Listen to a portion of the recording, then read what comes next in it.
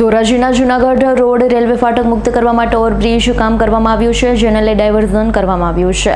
રાજકોટ જિલ્લાના ધોરાજીના જમનાવડ રોડ પર ટ્રાફિક સમસ્યા સર્જાઈ 1 થી 1.5 કિલોમીટર સુધીની વાહનોની લાઇન લાગી.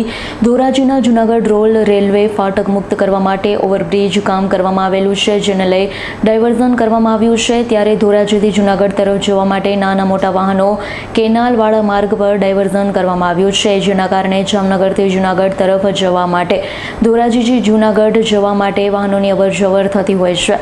ત્યારે ધોરાજીના જમનાવડ રોડ રેલવે ફાટક અને કેનાલ રોડ પર થયો ટ્રાફિક જામ. 200 થી 300 વાહનો ટ્રાફિક જામમાં ફસાયા છે.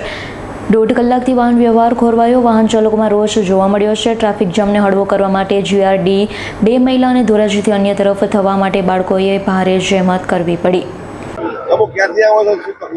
ધોરાજીથી આવવાના, ધોરાજી પાછળ જવાના. રાજકોટ જાય એટલો ટાઈમ અત્યારે જુનાગઢ જવામાં ધોરાજીથી લાગે છે. કેવી સમસ્યા છે? બહુ જબરદસ્ત સમસ્યા થાય છે. આપણે ધોરાજીથી રાજકોટ જાય ને એટલો સમય ધોરાજીથી જુનાગઢ લાગે છે. ટ્રાફિકમાં કેવા હલવાડા છો અત્યારે બહુ સારી બે બાજુથી ટ્રાફિક જામ થઈ ગયા છે અને બહુ વાહન ઉભા છે. તમે ખુદ જોઈ લો કે કેટલો તકલીફ થાય છે.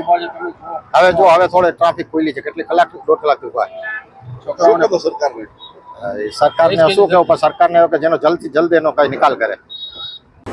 Bureau report S9 news Dhoraji. અમારી તમામ માહિતીથી અપડેટ રહેવા માટે જોડાયેલા રહો S9 ન્યૂઝ સાથે.